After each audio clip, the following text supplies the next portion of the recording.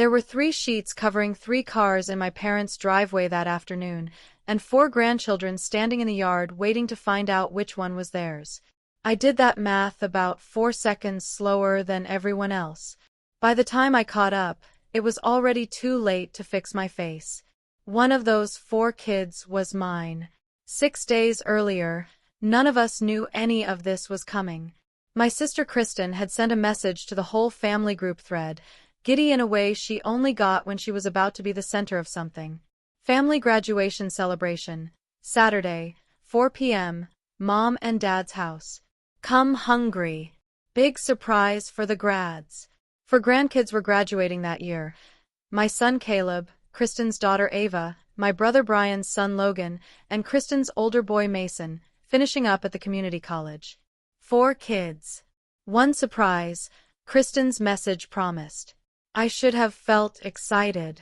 Instead, something in my chest pulled tight, the way it always did before anything involving my parents. Don't do that. Don't start guessing what's wrong before anything's even happened. I'd been telling myself that for 34 years. It had never once worked. My name is Erin Halvorsen. I grew up in Wausau, Wisconsin, in a brick 2-story on Forest Street that my father built his whole identity around. The house, the lawn, the reputation. My dad, Walter, ran a small manufacturing supply company for 30 years. My mother, Judith, ran the family the same way he ran the shop floor, quietly, efficiently, and always with a favorite. That favorite was never me. I want to be clear, I wasn't the troubled kid. I got good grades. I stayed out of trouble. I went to UW-Stevens Point on a partial scholarship and worked nights at a diner to cover the rest. I did everything right. But somewhere in the family math, doing everything right had never translated into being chosen. That honor belonged to Kristen, 3 years older, louder, funnier, the one who always sat closer to Dad at Thanksgiving. I told myself it stopped mattering once I had Caleb. It didn't stop mattering. It just changed shape. Caleb was 17 now, quiet like me, obsessed with cars the way some kids are obsessed with baseball stats. He could tell you the horsepower of anything with wheels. He'd worked 2 summers at Vogel's Auto Body just to be near engines, saving every dollar in a mason jar on his dresser. He never once mentioned wanting one from his grandparents. He wasn't the type to expect anything. That's what made it so much worse, later. He never expected a thing. Saturday came warm and bright, one of those early June Wisconsin days where the whole county smells like cut grass and charcoal smoke. My parents' backyard was strung with lights even though it wasn't dark yet. Kristen had gone all out, a rented tent, a taco truck, a banner that said "Congratulations grads" in gold foil letters. Caleb wore his best shirt. He kept glancing at me like, is this normal? Is this how it's supposed to feel? Because we didn't do things like this in our house. It had always been just the 2 of us since his dad left when Caleb was 4. Every big moment, I'd carried alone. Today, for once, I let myself believe we were being carried too. At 5:30, my father tapped a fork against his beer bottle. Conversation dropped into a hush. We wanted to do something special for our grandkids, he said, that same booming voice he used at every family event, like he was still running a shop floor. Your grandmother and I have been saving for years. We are so proud of every one of you. Every one of you. I remember holding on to those 3 words like a life raft. He nodded toward the driveway. Kristen shrieked and clapped her hands over her mouth. 3 cars sat under white sheets that hadn't been there 15 minutes earlier. Brian must have snuck them in through the side gate while we were eating. My father pulled the sheets off one at a time. A used but clean Honda Civic for Ava. A Jeep Wrangler, practically new, for Mason. A Silverado pickup, gleaming, for Logan. I was already clapping, already smiling, already turning to grab Caleb's arm so we could go look together. And then I realized my father wasn't walking toward a 4th car. There wasn't one. Wait. I did the math the way you do when your brain refuses to believe what's right in front of it. 3 sheets. 3 cars. 4 graduates. I looked at my mother. She wasn't looking at me. She was looking at her wine glass like it had suddenly become the most important object at the party. Caleb stood beside me, still smiling, still waiting for his turn, because he hadn't done the math yet. He still thought there was a fourth sheet somewhere, hidden behind the garage, a joke, a delay, something. That's it, my father said, clapping his hands together like he was closing out a meeting. Come on, everybody, eat before the tacos get cold. Nobody said anything. Kristen wouldn't meet my eyes. Brian suddenly found something urgent on his phone. And Caleb, my son, 17 years old, standing in his best shirt in his grandparents' backyard, turned to me and asked the question I will hear in my sleep for the rest of my life. Did I do something wrong? Say something. Say something right now before this moment calcifies into the thing he remembers forever. No, baby, I said, and my voice came out steadier than I felt. You didn't do anything wrong. I walked straight up to my father. 34 years of swallowing things rose up all at once, and for the first time in my life, I didn't swallow it. Where's Caleb's car, Dad? He didn't even flinch.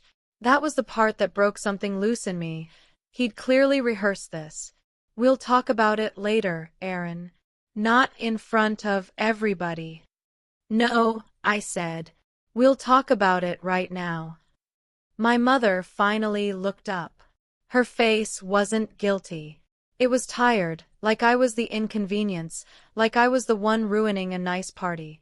It's complicated, she said quietly. There are things you don't understand yet. Things I don't understand. Not, we're sorry. Not, we made a mistake.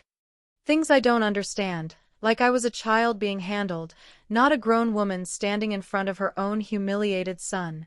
I looked around that backyard, the string lights, the gold banner, the 3 shining cars, the cousins already climbing into their new front seats laughing, and I felt something I had never let myself feel toward my own parents before. Not hurt. Rage. Quiet, cold, patient rage. The kind that doesn't scream at a party. The kind that goes home, puts its son to bed, sits alone at the kitchen table until 2 a.m., and starts asking questions. Because something about the way my mother said things you don't understand yet told me this wasn't carelessness. This was a decision. And decisions like that always have a reason. I just didn't know yet that the reason had been sitting in my father's filing cabinet for 3 years, a reason that would take me exactly that long to find, and that would end with my parents losing far more than the cost of one used car. But that Saturday night, all I knew was this. My son asked me if he'd done something wrong, and I had no answer for him. Not yet. I didn't cry until Caleb was asleep. I sat at my kitchen table with the lights off, phone face down, and let it come, the ugly kind of crying, the kind that comes from somewhere lower than sadness. When it finally stopped, something in me had gone very still. Very quiet. Get up. Wash your face. You don't get to fall apart. Not yet. Not until you know why. That sentence became my compass for the next 3 months. The first thing I did was nothing. That surprised even me. The old Erin would have called her mother the next morning demanding answers, would have cried on the phone, would have accepted whatever half apology got offered just to make the discomfort stop. I'd done that my whole life, traded the truth for peace every single time. Not this time. I went to work Monday like nothing had happened. I smiled at my coworkers at the credit union where I'd processed loan applications for 6 years, quiet and reliable, the kind of employee nobody thinks twice about. I picked Caleb up from his shift at Vogel's. I made dinner. I asked about his day. And underneath all of it, something cold and methodical was waking up. They think this is over. They think I'll cry for a week and then show up at Sunday dinner like always. Let them think that. I'd spent 34 years being the daughter who didn't make waves. Nobody in that family had any idea what I was capable of when I stopped trying to be liked. The first real clue came from an accident. 3 weeks after the party, I was helping Caleb sort through old paperwork for a scholarship application, birth certificate, Social Security card, the folder of documents every parent keeps buried in a drawer. Tucked behind his birth certificate was something that didn't belong there. A bank slip. Old, creased, dated almost exactly 3 years back. Withdrawal, cashier's check, $40,000, drawn from an account I didn't recognize, Halvorsen Family Trust. My hands went cold. I don't have trust. Nobody ever told me there was a trust. I sat on Caleb's bedroom floor for 20 minutes just staring at that slip of paper, my mind running through every possible innocent explanation and rejecting every one of them. $40,000. 3 years ago. The same year Caleb's father, Derek, disappeared from our lives for good. No calls, no birthday cards, nothing, after 8 years of half-hearted, unreliable contact. I remembered the exact week it happened. Derek had shown up at my door out of nowhere, agitated, saying he needed to handle something and that he wouldn't be around for a while. I'd assumed it was another one of his disappearing acts. I never once imagined my own father had anything to do with it. Why would Dad have a trust with Caleb's name near it? Why would that much money leave the same year Derek vanished? I didn't sleep that night. I didn't sleep most nights that month. I became someone I didn't recognize. Not reckless, the opposite. Careful. Patient. I started using my job the way I never had before. I processed loans for a living.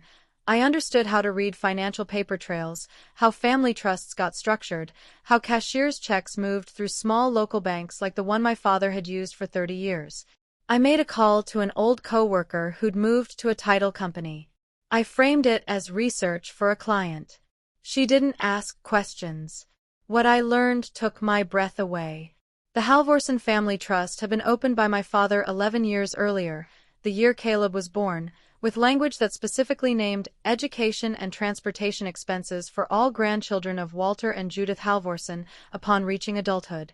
All grandchildren. That includes Caleb. That has always included Caleb. Which meant the $40,000 withdrawal 3 years ago hadn't been some unrelated expense. It had come out of Caleb's portion. I confronted my mother first. Not my father, her. I'd learned enough by then to know she was the one who kept records, who remembered dates, who couldn't stand loose ends. I drove to Wausau on a gray October afternoon and sat across from her at the same kitchen table I'd eaten 1,000 childhood dinners at. I didn't raise my voice. I didn't cry. I just slid the bank slip across the table and watched her face change color. "Where did you get this?" she said. Not a question. An accusation. "Tell me what it is." Her jaw tightened the way it always did right before she lied to protect my father. "It was a loan," she said carefully. "For Derek. Business trouble. Your father didn't want you dragged into it." A loan. To Derek. Out of Caleb's education trust.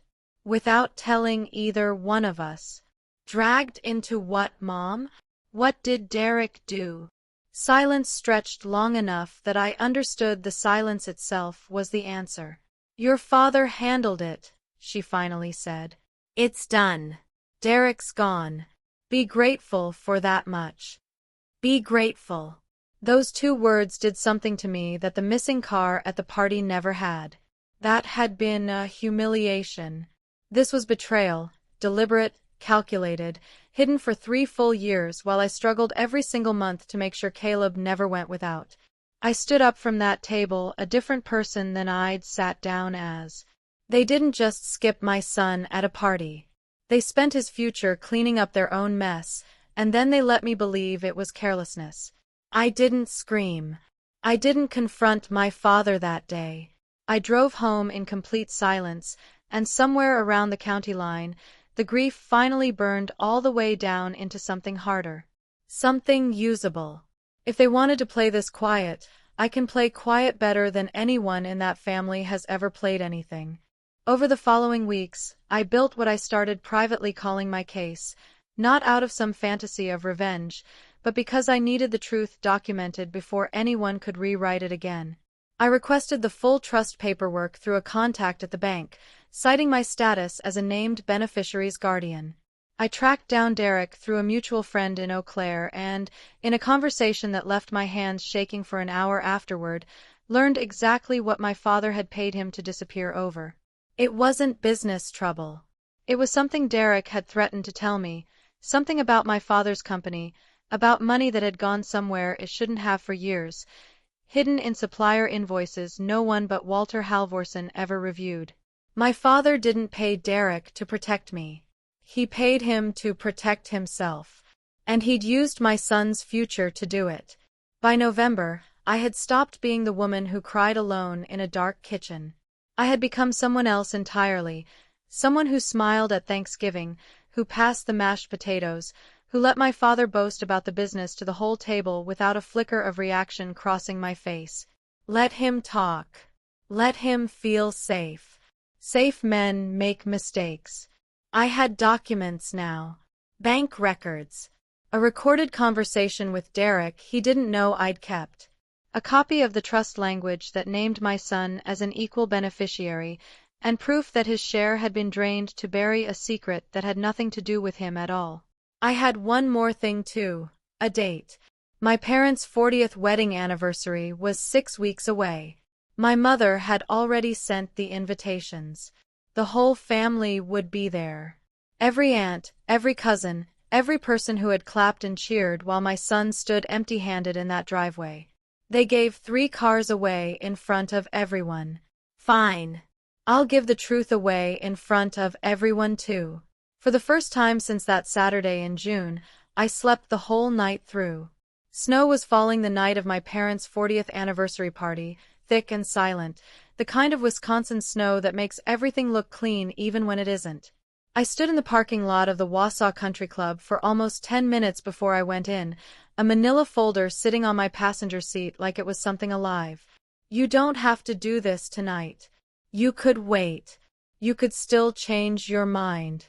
Then I thought of Caleb standing in that driveway in June, asking me if he'd done something wrong. I picked up the folder and went inside. The ballroom was full. 60, maybe 70 people, string lights looped across the ceiling, a banner reading 40 years in gold script that looked almost identical to the one from graduation day. My mother wore navy. My father wore the same gray suit he'd worn to every important event of my life. Kristen was already 3 glasses of wine in, laughing too loud near the dessert table. Brian stood near the bar with his wife, and beside him, I hadn't expected this, stood Ray Doonan, my father's business partner of 22 years, and Ray's wife. Good. He should hear this too. I found Caleb at a table near the back, wearing the same good shirt from graduation. I hadn't told him what I was planning. He didn't need to carry that weight walking in. You okay, Mom? He asked, reading something on my face I hadn't managed to hide. I will be, I said. Stay close tonight, okay? The toasts began around 8.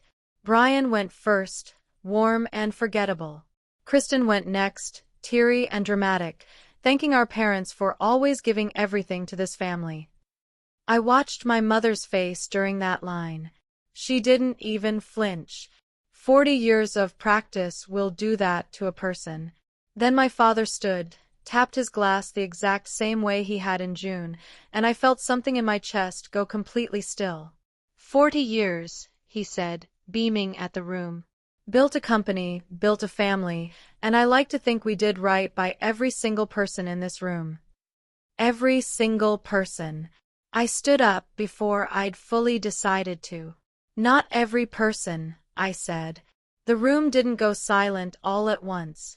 It went silent in pieces, the people near me first, then a ripple outward, until even the band in the corner slowed to a stop. My father's smile stayed frozen a half-second too long. Erin, he said carefully. Not now. You said that in June too, I said. In front of everyone. I think it's time you actually explained it, in front of everyone. My hands are shaking. Don't let them see your hands shake. I walked to the front of the room and set the folder on the table beside the anniversary cake. 3 years ago, I said, My father opened a trust when Caleb was born, for all 4 grandchildren, education and transportation, equal shares. Some of you already know that Trust bought 3 cars this summer. I looked at Ava, at Mason, at Logan, none of them understanding yet why I was doing this in front of them. What none of you know is that my son's share of that trust was already gone. Drained 3 years ago. $40,000. Murmurs. My mother stood up so fast her chair scraped the floor. Erin, stop this right now. Where did it go, Dad? I said, louder now, my voice cutting clean through the room. Tell everyone where it went. Or should I? Say it. Make him say it in front of the one man who can actually destroy him for it. He didn't say anything. That silence was louder than any answer. I turned toward Ray Doonan. Ray, you might want to hear this part specifically. I laid it out clean and simple, the way I'd rehearsed it 100 times alone in my car. The trust withdrawal. The cashier's check to Derek. The recorded conversation where Derek admitted, in his own voice, exactly what he'd been paid to keep quiet about. Invoices at Halvorsen Supply that didn't match shipments going back 6 years. Money skimmed off supplier accounts my father solely controlled.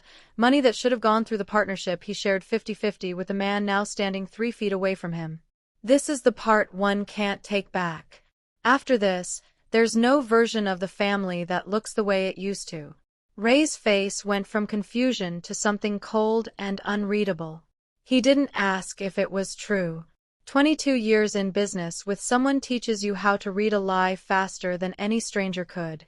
Walter, Ray said quietly, you and I are going to need to talk. Tonight.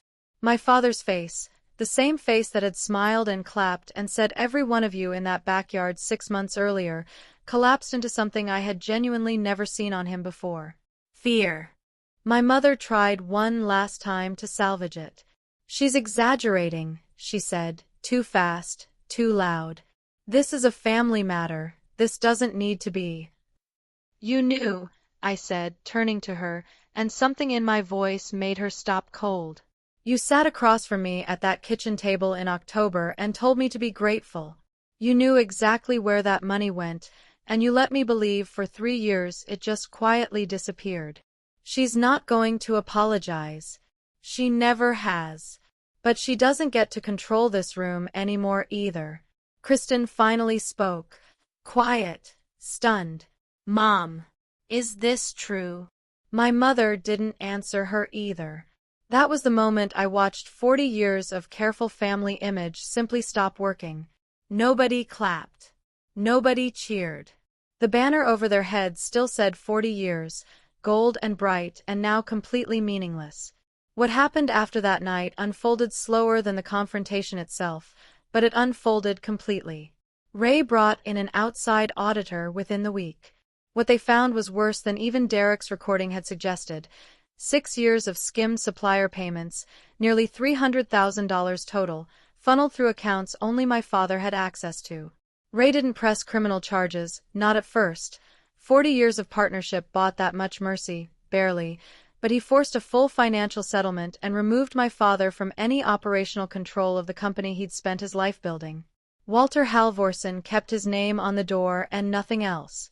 The trust was a separate matter entirely, and a far simpler one.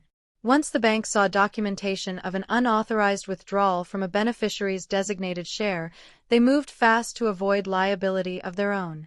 Caleb's portion was restored in full, with interest, within 2 months. He gets what he was always owed. Not because they finally did the right thing. Because I made it impossible for them not to. My mother called 4 times in January. I let all 4 calls go to voicemail. Some conversations don't deserve immediate answers anymore. That's a lesson it took me 34 years and 1 driveway full of cars to learn. In March, almost 9 months after that graduation party, I took Caleb to a dealership outside of Wausau on a cold, bright Saturday morning. I didn't use a single dollar of the restored trust money. I'd promised myself that back in November, sitting in my car outside the country club, if this ever came full circle, it would come full circle on my terms, not theirs. I've been saving on my own since October. Extra shifts, careful budgeting, a small loan I qualified for entirely on my own credit at the credit union where I'd worked for 6 years. It wasn't the same as a Jeep Wrangler or a brand new Silverado. It was a used Civic, silver, with decent mileage and a clean engine. Caleb inspected himself before I'd even finished signing the paperwork. He stood in that dealership lot with the keys in his hand, and I watched something settle in his face that hadn't been there since June. Not relief exactly. Something steadier than that. You didn't have to do this yourself, he said. You know that, right? The trust money's back now. You could've. I know, I said. I wanted you to have something nobody can ever use against you. Not them. Not anyone. This car doesn't come with strings. That's the whole point. He hugged me right there in the parking lot, and for the first time in 9 months, I let myself actually feel it. Not the rage, not the cold calculation, not the long nights building a case at my kitchen table. Just relief. Just my son, safe and finally, fully mine to protect without anyone else's fingerprints on it.